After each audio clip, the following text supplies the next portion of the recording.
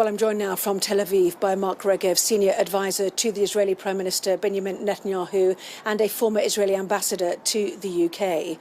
Good evening to you. Was it you? Apparently not. We're the whole time gathering more information. And now the highest probability appears to be that this was an Islamic Jihad rocket. And as crazy as that sounds, the statistics are clear. In past rounds of fighting, some 33% of Islamic Jihad rockets that were fired into Israel fell short and landed in Gaza. Now, our intelligence is reporting to us that there was Islamic Jihad fire which was over the vicinity of the hospital, and apparently a rocket malfunctioned and hit the hospital. We had such documented case in the last round of fighting, I think it was in 2021, where everyone said Israeli atrocity, we hit a target, we killed an innocent family, and in the end, we could prove with a video that it was their rocket that was launched, and we actually saw the rocket land.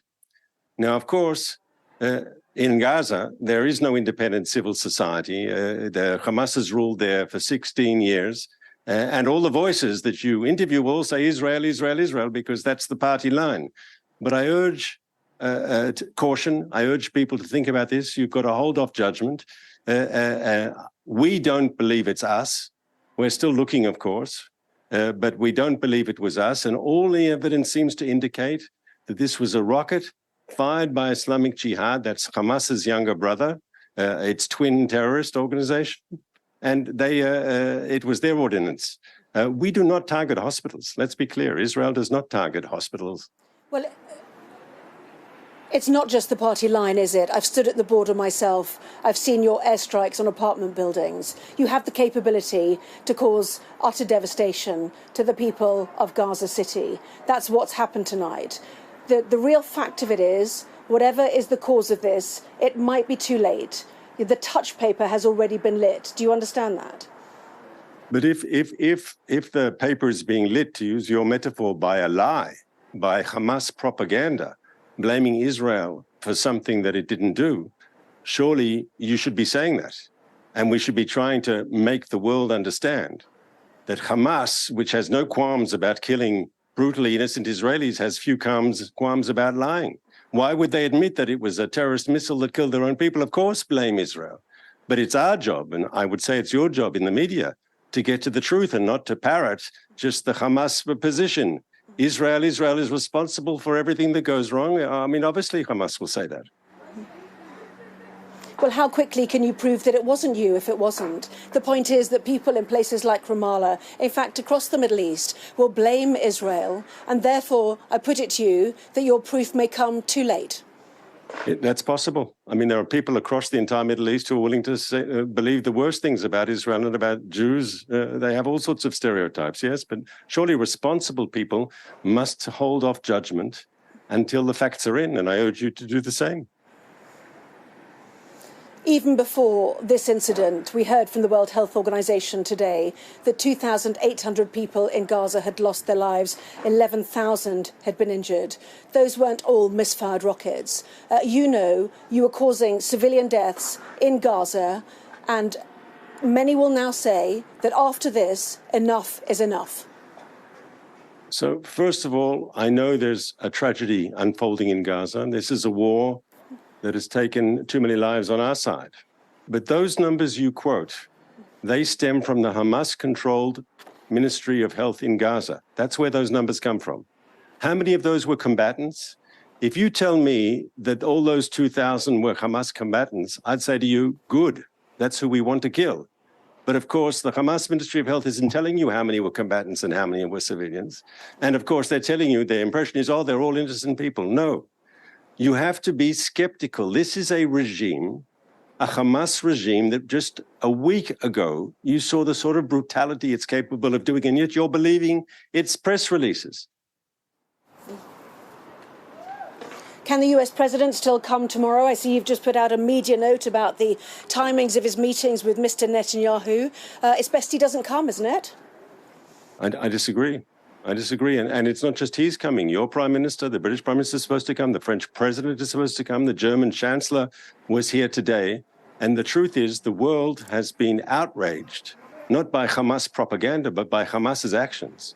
The world has been outraged by the brutal massacre of innocent people on October 7th. The world has been outraged by the beheadings, by the ISIS-type violence, by the lining up of people and shooting them in pits, the murdering of babies, the kidnapping of some 200 people and abducting them back to that is the true story here, not Hamas's propaganda and this sort of false equivalence between a democratic society that is defending itself from a terrorist threat and between a group of ISIS-type terrorists who butcher Israelis and treat their own people, the people they claim to resent, even worse. Well, so Mohammed Abbas, the Palestinian leader, has already pulled out of that four-way meeting in Amman, in Jordan. We'll see what happens with the Egyptian president, even King Abdullah of Jordan. We'll see what happens with that. You know, this idea of consensus over meeting Joe Biden is already falling apart. You know, the moral equivalence of what happened in that terrible, terrible day on October the 7th, does that allow one war crime to follow another? I disagree. There's no comparison. You're saying they commit war crimes, we commit war crimes, we're all equally bad. That's not true. Can I remind you that when the international community united to fight ISIS, yes, ISIS controlled territory. In that territory, there were cities. Famously in Mosul in 2016, in defeating ISIS, there were, unfortunately, civilian casualties. But defeating ISIS was the goal, and the world is better with ISIS defeated. It's the same with Hamas. We are trying to avoid civilian casualties. The people of Gaza are not our targets. Hamas is our target. Hamas is responsible for this war. Israel is responding to violence that was inflicted upon it. We are targeting Hamas's military machine. We don't want to see innocent civilians caught up in the crossfire. I'd like to be able to tell you at Sky News that we can promise there won't be a single civilian hurt in this war. But you know that's impossible. There hasn't been a war in modern history where civilians haven't been caught up in the crossfire.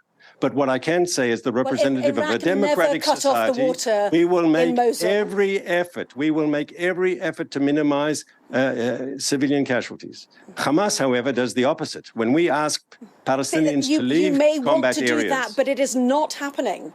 It is not Why do you say that? Because you believe Hamas propaganda that Israel is responsible for these deaths? That's the basis of your... Are you saying that every image we see on our television screens has been fabricated from somewhere else, that every child we see pulled from rubble and taken to a hospital running out of supplies is a fake picture?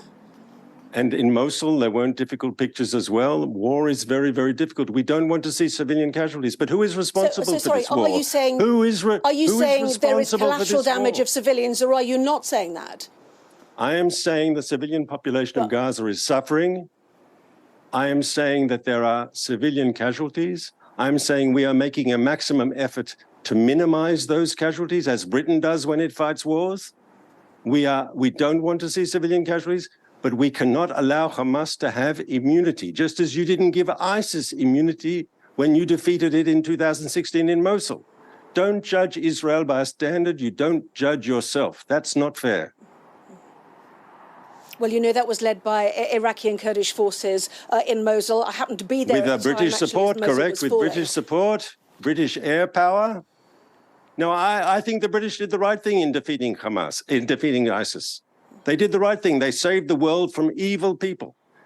ISIS had a territorial caliphate in Iraq and Syria. But can't you understand that Hamas has got the same sort of terror enclave? They've taken over territory. They've butchered our people.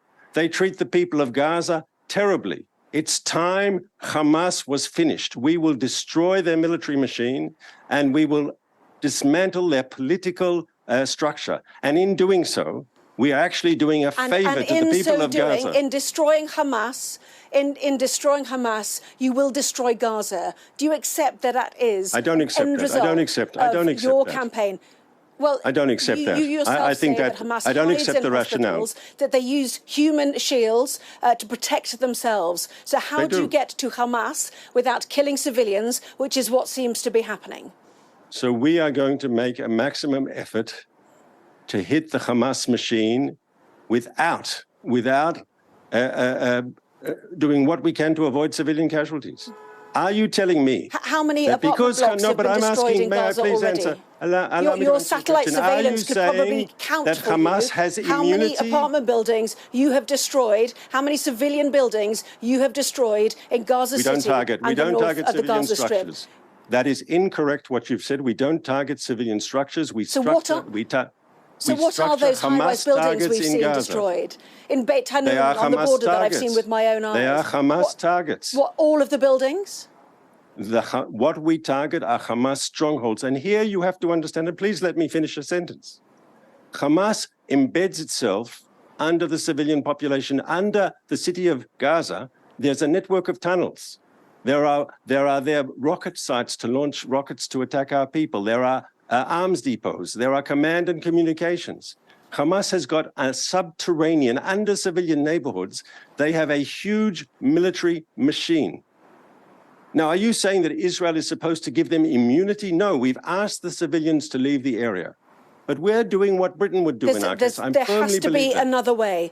There has to. Don't bring Britain into this. There has to be another way. The other way is to give Hamas immunity. That's the other way, to allow these butchers to kill our people and just turn the other cheek. Would you do that in Britain? This is not about Britain. This is about what you're doing. It's Israelis dying, so the then we're not so areas worried. in Gaza which have been flattened, which is the homes you of are holding civilians. Israel to even in Khan Yunis, where you're asking people to flee, there have been airstrikes. You are holding Israel to a standard that you don't hold your own country to. That's the truth. That's the truth. I'm just saying that this is not about We are responding to violent, barbaric terrorism. Final thought. When will you be able to give your truth that you say this was not an airstrike by Israel? I hope as soon as possible. But I urge you, why are you believing Hamas propaganda? At least be skeptical. Mark Regev, thank you for your time. Thank you. Thank you for having me. Well, I'm joined now.